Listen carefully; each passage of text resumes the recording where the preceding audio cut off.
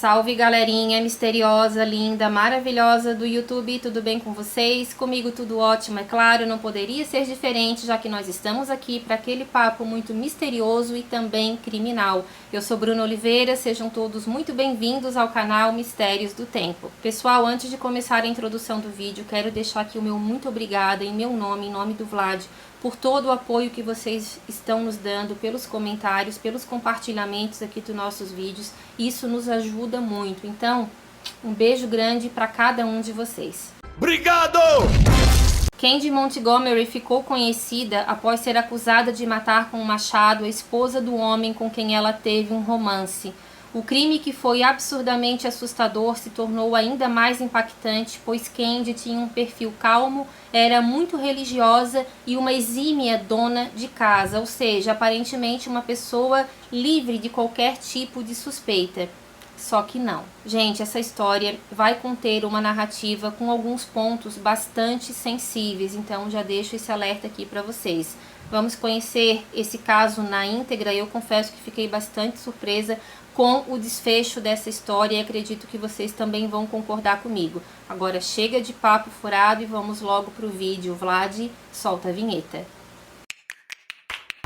District 1, be advised. Incoming 911 callers are reporting numerous Code 6 parties racing. Dispatch 2 Echo 12, we're moving the quadrant. We're going to focus on the north side of his last known 20. Não se sabe muito a respeito da vida da Candy antes dela ser conhecida como assassina do machado, mas tudo o que eu consegui de mais concreto vou passar aqui para vocês. Candace Lindsay Wheeler, posteriormente mundialmente conhecida como Candy Montgomery, nasceu no dia 15 de novembro de 1949 na cidade de Luxas, no Texas, Estados Unidos. Ela cresceu em uma família muito religiosa, eles frequentavam a igreja metodista. Ela era filha única, o pai dela era militar e por causa da profissão dele, eles acabavam se mudando de cidade, geralmente de 2 a 3 meses mais ou menos. Então assim que ela começava a fixar raízes em alguma região, o pai dela acabava se mudando. Desde muito cedo, a Candy era conhecida como uma menina de temperamento bastante forte e decidido, e isso ela acabou levando para a vida dela. Só que ela também apresentava desde cedo, na verdade desde a sua adolescência, uma mente bastante complexa, porque apesar dela ter aquele espírito livre, ter vontade de morar sozinha, logo cedo ela já tinha vontade de arrumar um emprego e sair da casa dos pais, ela também tinha um outro pensamento que ficava naquela balança. Ao mesmo tempo que ela queria ser livre e independente, não dar satisfações para ninguém, ela também queria arrumar um marido, ter filhos e se dedicar totalmente à casa. E assim acabou sendo feito. Com o passar do tempo, a Candy se formou no ensino médio, saiu da casa dos pais, eles não gostaram muito dessa situação, mas ela arrumou um emprego e acabou conseguindo se manter sozinha. Nesse período, então, que ela estava morando sozinha, ela teve alguns relacionamentos e algumas fontes falam que ela não teve somente namorados, mas algumas aventuras sexuais sem nenhum tipo de compromisso. Mas ela tinha uma coisa em mente, ela precisava arrumar um marido. Só que aqueles rapazes que ela havia se relacionado não tinham um quesito que para ela era considerado principal. Eles não eram ricos. O destino a fez encontrar seu futuro esposo, um homem chamado Pat Montgomery. Porém, à primeira vista, a Candy não ficou muito impressionada com ele. Eu não consegui saber como eles se conheceram, mas ela achou ele um homem bastante introvertido, não muito bonito. Só que algumas pessoas que conheciam Pat falaram para ela dar uma chance para ele, porque ele sim estava bastante interessado nela. E o Pat também tinha uma vantagem. No caso da Candy, ela pensava assim, ele tinha um futuro bastante promissor porque ele era engenheiro eletrônico e esses amigos falaram para ela que ele já estava recebendo algumas propostas muito boas de emprego e que isso com certeza faria ele ganhar muito bem, e assim que ela teve essa confirmação, ela acabou dando uma chance para ele. Pouco tempo depois, então, que ela aceitou esse namoro, logo em seguida, eles se casaram. O casal Montgomery tiveram 2 filhos, uma menina chamada Jenny, que nasceu em 1973, e posteriormente um menino chamado Ian, que nasceu em 1974. Em 1977, eles se mudaram da cidade de Lucas e foram para a cidade de Wylie, também no Texas. E foi nessa cidade que, infelizmente, um crime assustador aconteceu. Em 1979, o Pat estava ganhando um bom salário na Texas Instruments. E com isso eles conseguiram comprar a casa dos seus sonhos. A Candy, ela não trabalhava fora, mas ela tinha uma pequena empresa de decoração junto com uma amiga dela, então ela era sócia com uma outra pessoa, mas parece que essa empresa também era algo assim para dizer que ela fazia alguma coisa, mas não propriamente que ela era muito interessada em trabalhar fora. Ela acabou se tornando uma excelente dona de casa, uma excelente mãe, a vizinhança toda gostava dela. Ela se tornou professora da igreja de Lucas, ela dava aula de religião metodista, fazia alguns trabalhos voluntários também, então era uma pessoa muito bem vista na cidade. Só que, na verdade, especialistas que estudaram a mente dessa mulher falaram que ela era uma grande bomba relógio. Em um dos encontros oferecidos pela igreja, porque essa igreja metodista de Lucas, eles faziam bastante campeonatos esportivos também para arrecadar fundos. E foi em um desses campeonatos que ela acabou conhecendo Betty e Alan Gore. Betty Gore era professora do primário e já tinha uma filha com Alan, uma menina chamada Alyssa. Na época dos acontecimentos, essa menina estava com apenas 5 anos de idade. Assim que a Betty, então, teve essa menina, ela preferiu deixar de lado a sua carreira de professora e também se dedicou exclusivamente à sua casa e à sua família. Betty e Alan Gore se casaram em 1970, quando ela tinha apenas 20 anos de idade, e ele tinha sido seu professor de matemática na faculdade. Alan trabalhava em uma empresa de eletrônicos e defesa chamada Rockwell International e aparentemente eles eram uma família feliz, mas o casamento dos dois havia esfriado bastante após o nascimento da primeira filha. Isso foi comentado pelo Alan depois que tudo aconteceu, dizendo que a Betty ela entrou numa espécie de depressão pós-parto, não foi muito bem tratada nesse período e ela simplesmente se esqueceu como mulher, ela se via somente como mãe, como se fosse algo pecaminoso ela ter a intimidade dela com seu marido. Isso acabou esfriando bastante a relação dos dois. Não era somente o casamento de Betty e Alan Gore que estava passando por dificuldades.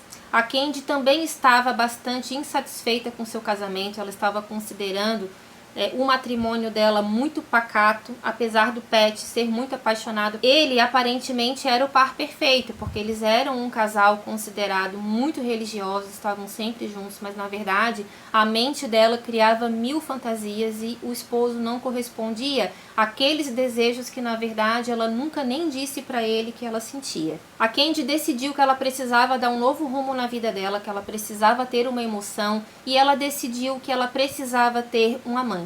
Eu pelo menos tive essa percepção e eu acredito que vocês também vão concordar comigo. No contexto da história dá para perceber que essa busca desenfreada por uma paixão, por uma emoção, na verdade foi uma coisa muito sem graça. Porque tudo isso foi tão calculado, foi tão detalhado na cabeça da Candy e depois também do seu futuro amante, que a gente já vai chegar lá, que as coisas na verdade foram tudo muito bem combinadas. Tinha muito planejamento, mas faltava paixão. Candy queria ter um caso, mas ela não estava apaixonada pelo seu futuro amante. Isso pelo menos no início. E isso também fazia parte do planejamento dela, não se apaixonar, não se entregar totalmente, só que alguma coisa no meio do caminho acabou dando errado. Em 1978, Betty, Alan e o casal Montgomery participaram de um campeonato de vôlei com os integrantes da igreja metodista de Lucas. Nesse dia, ao observar o Alan jogando, a Candy notou nele algumas características que ela havia não percebido nele. Ela sempre falou que não achava ele um homem bonito, também não achava ele muito atraente, mas alguma coisa no tom de voz dele e um toque também que ele deu na mão dela meio que sem querer ou para cumprimentar ela, alguma coisa referente ao jogo que eles estavam ali jogando. Ela sentiu naquele toque, no tom de voz dele, algo que chamou a atenção dela. A partir daquele momento ela começou a reparar bastante ele nos cultos que eles frequentavam junto e muitas fantasias começaram a povoar a mente daquela pacata e não tão indefesa jovem senhora. Alguns dias depois, de forma calculada, a Candy entra no carro do Alan e já vai direto ao ponto. Ela disse para ele que nos últimos dias estava pensando bastante nele, ela precisava dizer isso, ela queria que ele tivesse esse conhecimento, e logo de cara ela já perguntou se ele topava ter um caso com ela. De imediato ele negou, ele levou um grande susto, porque até então, pelo que ele comentou, e a Candy também teria confirmado, ele nunca deu em cima dela, ele nunca viu ela com outros olhos. Ela inclusive era uma amiga bastante querida da família, a Beth confiava muito nela. Para ele foi um grande susto, ele disse que não, que ele era fiel à esposa e que ele não queria ter nenhum tipo de problema também com o Pat. Apesar dessa hesitação inicial de Alan por querer ser fiel à esposa dele, ele cedeu à ideia em poucos meses, ou seja, esse caso de Candy e Alan foi tão calculado pelos dois e tão adiado pelos mesmos que foi uma coisa que era em busca de uma emoção, mas que não tinha emoção nenhuma, mas eles acabaram se envolvendo mesmo assim. Logo após o aniversário de 29 anos de Candy, Alan a procurou e os dois tiveram seu primeiro encontro romântico em 12 de dezembro de 1978 em um motel bem simples, não muito longe da casa deles. Eles combinaram então nesse dia que uma vez a cada 15 dias eles iriam se encontrar no mesmo local. Eles tiveram a sua primeira relação íntima, mas a Candy disse que não foi como ela imaginava. Na verdade, já dava meio que para ser previsível do que seria, porque os dois era uma coisa estranha. Eles se combinaram que eles iriam ter um caso, mas eles não estavam realmente interessados um pelo outro. Candy não ficou muito empolgada com esse primeiro encontro, mas ela insistiu que ela queria dar uma nova chance porque ela via nesse homem ainda uma possibilidade dela sair daquela rotina que ela já não estava aguentando mais. Nesse encontro, ela já tinha levado um almoço pronto, porque ela disse que não queria perder tempo, não queria também comer nada fora, então ela levou uma cesta com almoço, com o café da tarde, ali eles ficaram muitas horas. A Beth não desconfiou muito da ausência do marido, porque ele já era acostumado a viajar devido ao seu trabalho. E com o Pat, acredito que também não era muito diferente, ele fazia também algumas viagens durante as semanas. Nesse encontro, ela levou uma lista com algumas regras, e a primeira regra era que eles não poderiam se apaixonar, e que eles poderiam terminar o relacionamento sem nenhum tipo de pergunta no momento em que cada um deles quisesse. A Candy fez essas regras e exigiu que o Alan cumprisse, mas na verdade quem não cumpriu uma dessas regras foi justamente ela. A princípio a Beth não desconfiava de nada, só que depois que o crime ocorreu, algumas pessoas falaram que durante os cultos outras pessoas que eram próximas dos dois casais já estavam tendo algum tipo de cochicho, porque a Candy parece que não disfarçava muito. Ela costumava olhar bastante para o Alan enquanto ele estava pregando a palavra, enquanto ele estava cantando, e ele também teria correspondido a alguns desses olhares. Algumas fontes falam que a Beth teria comentado isso com alguém, que ela estava desconfiada dos dois. Só que uma carta que ela escreveu para o pai dela pouquíssimos dias antes dela ser assassinada, mostrava o contrário, que na verdade ela tinha um grande carinho e muita confiança na sua amiga.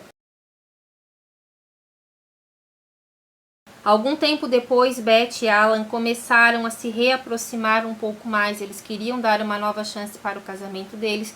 E nessa nova lua de mel, a Beth engravidou da segunda filha. Em meados de junho de 1979, a Candy inclusive ofereceu um chá de bebê surpresa para a Beth, enquanto ela estava tendo ainda um caso com o marido dela. Então era uma pessoa bastante falsa mesmo e que não tinha nenhum pingo de amizade pela Beth. Logo depois desse chá de bebê surpresa, o Alan parece que não gostou muito dessa situação, achou que realmente a esposa estava numa situação bastante vexatória, sem mesmo ela saber disso. Então ele combinou um encontro com a Candy naquele mesmo motel que eles se encontravam, e lá ele disse que estaria colocando um ponto final naquele relacionamento. Ela tinha levado uma cesta de almoço, como ela sempre fazia, mas ele não chegou a tocar na comida, não chegou a encostar nela, e disse que ele estava ali somente para dizer que aquela regra que eles tinham combinado, de que quando um não quisesse mais, o outro não iria questionar, estava sendo imposta por ele agora. Ele disse que a esposa estava grávida, que ele queria dar essa chance para o casamento dele, que ele amava a Beth, que tinha se arrependido de ter traído ela e que aquele assunto estava encerrado. A Candy aparentemente teria concordado com isso, mas alguns investigadores apostam que não. No início de julho de 1979, Beth e Alan participaram de um fim de semana de aconselhamento em Dallas, conhecido como Encontro de Casamento Metodista, que de alguma forma melhorou ainda mais o casamento deles. Eles passaram por alguns psicólogos. A Beth também já estava conseguindo se ver mais como mulher e não somente como mãe. Inclusive, ela teria dado essa dica para Candy, que já tinha reclamado alguma coisa com ela, que o casamento dela com o Pat também estava esfriando, e parece que eles chegaram a participar sim desses encontros, mas não concluíram eles, não tiveram muita vontade também de participar e não resolveu nada. Mas para o casal Gore, a princípio, esse aconselhamento teria sido muito bom. Enfim, algum tempo se passou, Beth deu à luz a sua segunda filha, uma menina chamada Bethany. Só que assim que a Bethany nasceu, aquele sentimento de depressão que ela já tinha sentido com o primeiro nascimento da filha começou a ganhar força novamente. O Alan estava viajando bastante a trabalho, mas ele era preocupado, pelo menos nesse momento, ele era preocupado com a esposa. Nesse momento, e vocês vão entender por que eu estou frisando bastante essa palavra. Continuem comigo aqui até o final do vídeo que vocês vão entender tudo isso. Enfim, ele acabava viajando, então ele pedia que a Candy desse uma olhada na esposa dele, porque ele estava preocupado que ela não desse conta de cuidar das duas meninas ao mesmo tempo, porque a Bethany chorava bastante com cólicas. A Candy, então muito prestativa, acabava levando a Lisa para passar alguns dias na casa dela, porque eles moravam bem próximos, e os filhos da Candy também gostavam muito de brincar com a Lisa, eles eram com idades bastante aproximadas. Então a Beth passava bastante tempo com a bebê, mas a filha dela mais velha passava muita parte do dia com os Montgomery. A situação entre os casais parecia estar um pouco mais tranquila, mas a tranquilidade não reinaria na vida dos Gore, e algo digno de um filme de terror aconteceria em breve. E alerto novamente para vocês que os pontos desse crime são bastante sensíveis mesmo. No fatídico dia 13 de junho de 1980, Alan Gore estava em uma viagem de negócios para St. Paul, em Minnesota. Beth, que costumava se preocupar bastante com ele quando ele viajava, não respondia aos chamados do esposo. Ele ligou para ela algumas vezes durante a manhã daquele dia. Ela não atendeu e ele ficou bastante preocupado, porque geralmente quando ele ligava, ela já rapidamente já estava perto do telefone esperando a ligação dele. Então ele estranhou um pouco. Mas como ela estava com uma bebê pequena, ele também pensou que ela poderia estar dando banho nela, estar dormindo, enfim. Só que ele resolveu ligar para a Candy para ver se ela tinha visto a Beth. A Candy, que estava cuidando da Lisa naquele dia, falou para o Alan que ela não tinha falado há pouco tempo com a Beth, mas que ela tinha visto ela passar pela janela e acreditava que estava tudo muito bem. Eu não sei se ele pediu para ela ir até a residência, eu acredito que não. Acho que ele só perguntou se realmente ela estava, tendo algum tipo de informação a respeito da Beth. Eu achei isso tudo um pouco estranho, porque, na minha opinião, o Alan talvez já tivesse percebendo que a Candy já estava levando essa história, talvez para o lado pessoal, talvez já estava demonstrando algum tipo de ciúme, porque depois ele entrou em contato com outros dois conhecidos dele e pediram para que esses dois homens fossem na casa verificar a situação da Beth. Mas ele não pediu para Candy. Alan ligou para seu vizinho, um homem chamado Richard Parker, e pediu para ele ir até a sua casa e ver se estava tudo certo. Alan também contatou um outro homem chamado Jerry McMahon. E o Jerry, ele também convidou uma outra pessoa, um homem chamado Lester Gaylor.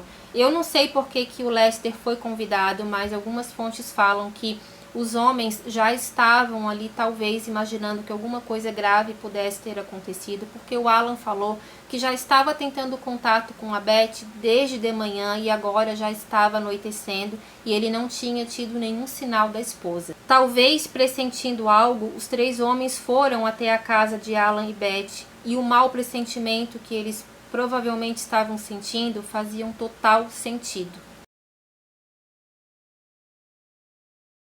Os três homens se dirigiram até a residência e ficaram surpresos, pois Beth não atendia aos chamados. Eles ficaram mais surpresos ainda quando eles bateram na porta e ela simplesmente abriu, ou seja, a porta já estava aberta. Novamente eles chamaram a Beth, mas ela não atendeu. E nisso eles escutaram um choro frenético da bebezinha Bethany, que nesse período não tinha nem 1 ano de vida ainda completos. O quarto dela ficava no andar de cima da casa. E o que aconteceu? O Richard, nesse momento, disse que iria então até o andar de cima, enquanto os outros 2 homens ficaram na parte de baixo da casa. Ele subiu até o quarto, a bebê estava praticamente, já desafinada de tanto que ela estava chorando, estava muito suada, com a fralda extremamente suja e dava para perceber que ela estava com muita fome. Quando ele viu aquela situação, ele já sabia que alguma coisa muito grave teria acontecido, porque ele conhecia a mãe zelosa que a Betty era, jamais deixaria a filha dela passar por aquele tipo de coisa. Ele não quis saber de nada, ele simplesmente pegou o telefone que estava no quarto e fez uma ligação para a polícia. Lester Gaylor e Jerry McMahon revistaram a casa e encontraram o corpo sem vida de Betty na despensa entre a cozinha e a lavanderia. E assim, gente, é aí que entra o ponto sensível da história. Ela estava deitada, essa despensa era uma parte bem pequena, ela estava com as pernas para fora, mas embaixo do corpo dela estava uma poça de sangue. Eles se aproximaram para ver, aparentemente pensaram que poderia ter sido ou ela ter tirado a vida dela ou algum tipo de assalto, mas nada estava quebrado dentro de casa e aparentemente também nada tinha sido roubado. Eles perceberam então, ao olhar para o rosto dela, que a metade do rosto do lado direito simplesmente tinha desaparecido. Nenhum dos 3 conseguiram olhar para o rosto dela durante 2 segundos. Eles passaram muito mal. Teve um dos 3 ali, eu não sei quem foi, mas teve um deles que praticamente quase desmaiou. Os outros 2 precisaram acudi-lo, porque assim, era uma coisa muito feia realmente de se ver. A bebezinha estava gritando muito, eles não sabiam mais o que fazer, mas nesse momento a polícia acabou chegando, as primeiras investigações começaram a ser feitas e o Alan Gore foi avisado que a sua mulher tinha sido brutalmente dizimada. Ao chegar em casa, a polícia estranhou também, porque o Alan logo em seguida também já estava em casa. Eles estranharam a frieza dele. Ele aparentemente estava bastante preocupado, mas não demonstrava ter sentimento de tristeza, ainda mais num caso desse. Eles tinham 2 filhas, já eram casados há bastante tempo, era um casal que aparentemente se dava bem. No começo aquilo tudo parecia também ser um pouco compreensível, porque ele poderia estar em estado de choque. Só que com o passar dos dias foi notado que na verdade ele manteve o mesmo comportamento. Ele queria que fosse resolvido aquela situação, estava muito nervoso porque provavelmente ele teria que confessar que ele tinha tido um caso extraconjugal e no fundo provavelmente ele já estava desconfiado que a culpada daquilo tudo teria sido a sua ex-amante. A polícia fez algumas perguntas para o Alan, que ficou muito nervoso. A princípio ele teria negado qualquer tipo de relacionamento extraconjugal, só que por peso na consciência ou por orientação do seu advogado, ele confessou o caso dele com a Candy Montgomery. A vizinhança inteira ficou muito estarrecida, não só pelo crime bárbaro que tinha acabado de acontecer, mas também pela Candy, que era considerada a menina dos olhos daquela região. Era uma pessoa que praticamente era considerada uma santa. Então como que ela teria coragem de trair o seu marido? Mas acabou traindo. Inicialmente o Alan teria sido informado pela polícia que a Beth talvez tivesse tirado a sua própria vida, porque o rosto dela estava muito danificado, uma parte estava faltando, então provavelmente a polícia acreditou que pudesse ser um tiro de uma arma com calibre 12, por exemplo, ou uma outra arma com um tiro um pouco mais potente. Na minha opinião, isso era uma coisa muito equivocada, porque o corpo dela todo estava machucado. Ele estava retalhado, então, com certeza, se ela tivesse levado um tiro, mas outras situações também teriam acontecido com ela. Só que depois que as investigações terminaram, foi comprovado que a arma do crime ainda estava dentro da casa. Era um machado que pertencia ao Alan e tinha cerca de 1 metro de comprimento, pelo menos a parte ali do cabo. Eu não consegui encontrar foto desse machado, mas o cabo dele tinha cerca de 1 metro de comprimento, era uma arma bastante pesada, estava muito sujo de sangue. A autópsia constatou que Beth havia sido repetidamente atingida com um machado por todo o corpo, com um número impressionante de 41 cortes. O corpo dela possuía, gente, só no corpo, 41 cortes de machado. Seu corpo todo foi muito devastado, mas o rosto dava para ver que tinha sido o alvo principal. A polícia encontrou algumas evidências e uma delas foi uma pegada de sangue e impressões digitais na cena do crime. Alguns fios de cabelo loiro também foram encontrados no box do banheiro da própria vítima e algumas manchas de sangue também estavam no box, ou seja, quem cometeu o crime ainda teve tempo e sangue frio de tomar banho na casa da vítima. Depois que Alan revelou seu passado adúltero, a equipe de investigação descobriu um possível motivo para o assassinato. Teria sido um crime passional e a Candy se tornou a principal suspeita. Nesse primeiro momento, toda a população ali da cidade se colocou contra a polícia, dizendo que não, que ela jamais teria feito aquele tipo de coisa, que a polícia estava equivocada e que aquilo tudo era uma grande confusão. Com o passar do tempo foi provado que as digitais que estavam no machado e que os fios de cabelo loiro que estavam no box eram de Candy Montgomery. Com isso, todas aquelas pessoas que deram apoio para ela acabaram se voltando contra e uma grande revolta acabou acontecendo. De primeiro momento, a Candy negou essas acusações, ela confessou o caso que ela teve com ele, mas ela disse que jamais teria feito qualquer tipo de coisa, mas aquela pegada foi comprovada que era do mesmo número do pé dela, mais as digitais e mais o cabelo. Não teve como ela manter essa mentira por muito tempo e ela acabou confessando que sim, foi ela que tirou a vida da sua melhor amiga. Embora Candy Montgomery tenha sido presa e acusada de ter cometido esse crime, ela foi libertada dias depois sob fiança de $100 mil.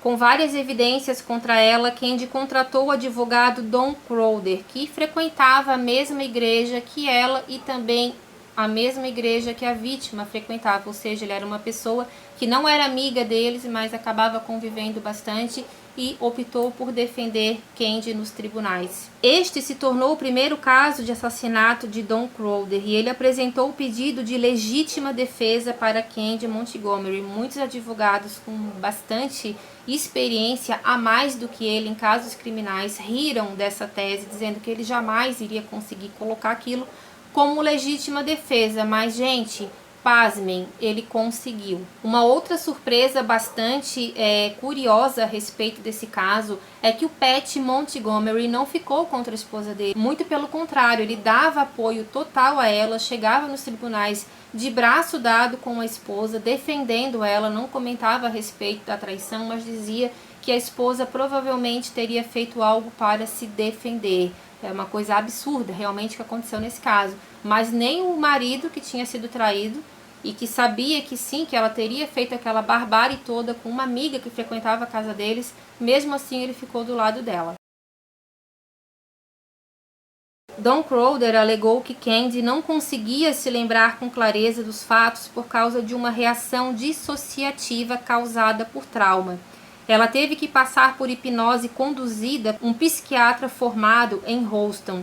Esse homem fez algumas sessões de hipnose para tentar entender o que teria acontecido na noite do crime. Ele disse que essa amnésia que ela teve dissociativa foi por causa de um trauma de infância envolvendo uma violência que a Candy teria sofrido pela mãe dela. Ela disse depois, e até mesmo nessa sessão de hipnose teria sido constatado que em algum momento da briga da Beth com a Candy, a Beth teria feito um sinal, um ruído, como se fosse pedindo para Candy ficar quieta. E esse teria sido o gatilho pelo qual ela teria ficado cega de raiva, porque esse chiado também era feito pela mãe quando ela possivelmente sofria algumas agressões. No julgamento também veio a confissão. Candy relatou o que supostamente ocorreu na manhã do crime. Ela disse que foi até a casa da Beth porque a Lisa estava na casa dela brincando com os filhos, estava bastante calor e ela queria levar eles para tomar banho de piscina, só que o maiô que a filha dela tinha não servia na pequena Alice, então ela foi até a casa da Beth, pediu para que a menina fosse com ela até essa piscina, só que a Candy disse que a Beth já atendeu ela um pouco ríspida e logo em seguida ela falou que sabia que o esposo tinha tido um caso com ela, que ela já sabia da traição dos dois e que eles não precisavam mais fingir. A Candy falou que disse para Beth que aquilo ali sim tinha acontecido, foi um erro que não estava mais se repetindo e que era para ela perdoar. A Candy falou que a Beth não escutou praticamente o que ela falou, teria descido e quando ela subiu ela já estava com o machado na mão e teria acertado a Candy. Isso, para a defesa dela, realmente soava como algo que pudesse ser muito interessante, porque no momento em que ela foi fazer o corpo de delito, antes de participar do julgamento, foi percebido que ela estava com um corte, uma cicatriz, um corte já um pouco cicatrizado, na linha do cabelo, na testa, estava com galo ainda, e também tinha a marca de um corte em um dos dedos do pé. E isso poderia ter sido no momento em que a Beth a atacou, só que outras pessoas já falam que não, que provavelmente esse corte que ela fez na cabeça e o corte do dedo do pé foi no momento em que ela freneticamente estava atacando o corpo da Beth e também por causa disso, como ela não mediu as consequências, ela acabou se auto-machucando também. Dr. Fred Faison também deixou um relato que na verdade ele traduziu ali para o corpo de jurados uma frase que a Candy teria dito enquanto ela estava em transe. Eu vou ler aqui para vocês. Candy teria dito o seguinte, abre aspas, eu a odeio, ela bagunçou toda a minha vida, veja isso, eu a odeio, não vou deixar que ela me bata de novo, eu não o quero, ela não pode fazer isso comigo. A Candy então falou que nesse momento em que a Beth acertou ela pegou o machado da mão e não lembra mais do que ela fez, ela só lembra que ficou com muita raiva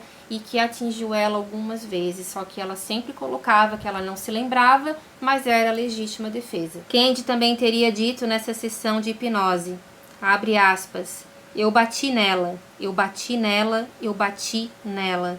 Eu recuei e olhei para mim mesma e estava coberta de sangue. Eu me senti tão culpada, tão suja. Eu me senti tão envergonhada. A defesa justificou que os 41 golpes de machado desferidos na vítima ocorreram como resultado de uma raiva induzida por seu trauma de infância. Nesse período, ela também passou por um teste no polígrafo e nesse aparelho, então, foi detectado que tudo que ela falou era realmente verdade, ou seja, ela não lembrava exatamente do que ela teria feito, só que isso não entrava na cabeça dos promotores. O promotor Tom O'Connell argumentou que Candy teve muitas chances de fugir de casa em vez de atingir Beth mais de 40 vezes, um número muito maior para a legítima defesa. Além disso, ela teve chance de atingir ela somente com um golpe, isso nas palavras dele, e também de ter saído pedindo por socorro. Além do mais, ela também deixou a Bethany, que era uma bebezinha, o dia inteiro com a fralda suja, sem comer e sem beber nada, ou seja, também foi uma espécie de omissão de socorro. Ela deixou a criança ali para quem pudesse encontrar. Ela não fez nada pela filha da sua vítima. O julgamento de 8 dias chegou ao fim em 30 de outubro de 1980. Após 3 horas de deliberação, pasmem, o júri de 9 mulheres e 3 homens deu o veredicto de inocente a Candy Montgomery. Quando o juiz Tom Ryan leu o veredicto, ele foi imediatamente recebido com vaias, com críticas dos cidadãos que estavam ali gritando que ela era uma assassina e que eles não estavam acreditando naquele tipo de sentença. Don Crowder, que era o advogado da Candy, ele enfrentou 4 dias de prisão por ter sido citado 2 vezes por desacato ao tribunal durante o julgamento. Ele disse que ficou muito satisfeito com o resultado e orgulhoso de que o júri teve coragem suficiente para se levantar. A Candy, então, pessoal, não foi punida e, pelo que eu li em algumas fontes, uma das juradas falou que, na verdade, ela foi inocentada porque a própria vítima teria atacado ela primeiro, ou seja, eles consideraram que 41 golpes de machado foi em legítima defesa. Desde então, Candy Montgomery deixou o Texas e se estabeleceu na Geórgia, onde ela vive até hoje como Candace Weller, com o seu nome de solteira. Em maio de 2022, foi lançado no Hulu e Star+, a série original Candy, estrelada por Jessica Biel como Candy Montgomery e a atriz Melanie Lynskey como Betty Gore. A HBO vai lançar também no final do mês de abril desse ano, 2023, uma minissérie com cerca de 6 capítulos. A Elizabeth Olsen vai interpretar a Candy Montgomery e é uma produção que está sendo bastante aguardada e a HBO aposta que vai ser um sucesso de audiência. Então, assim, gente, é uma história bastante triste. Eu fiquei muito surpresa com esse tipo de veredito, porque uma pessoa foi morta dessa forma e simplesmente a pessoa nem sequer passa uma semana na prisão. Não que uma semana fosse suficiente, não que 30 anos fosse suficiente, mas a gente sabe que nos Estados Unidos existe também em alguns locais a pena de prisão perpétua, porque o que essa mulher fez realmente é algo muito complicado. O psiquiatra afirmou que ela teve sim esse problema, não duvido que ela possa ter tido, só que ela também colocou muitas mentiras no meio da história, ela teve tempo, ela foi dissimulada. Então, mesmo que isso tivesse acontecido, ela poderia ter socorrido pelo menos a bebê. Isso na minha opinião. Não sei quem pensa o contrário, também respeito, mas na minha opinião é inadmissível esse crime ter ficado impune. As filhas da Beth hoje são casadas, também são mães. Uma delas, a Bethany, se tornou professora e a segunda filha dela recebeu o nome da mãe dela. Não demorou muito tempo, acho que mais ou menos uns 2, 3 meses depois, o Alan já estava casado com outra mulher, perdeu a guarda das filhas para os avós maternos e hoje, pelo que eu entendi da história, eles se conversam apenas pelo Facebook e muito raramente. Eu quero que vocês deixem aqui para mim nos comentários o que vocês acham, se a Candy Montgomery realmente teve essa amnésia dissociativa ou se isso tudo foi uma grande farsa. Deixem aqui para mim a sua opinião, o like de vocês e a inscrição também se ainda não forem inscritos, tá bom, pessoal? Um beijo grande e até a próxima história. Tchau, tchau. District 1, be advised. Incoming 911 callers are reporting numerous Code 6 parties racing. Dispatch 2 Echo 12, we're moving the quadrant. We're going to focus on the north side of his last known 20.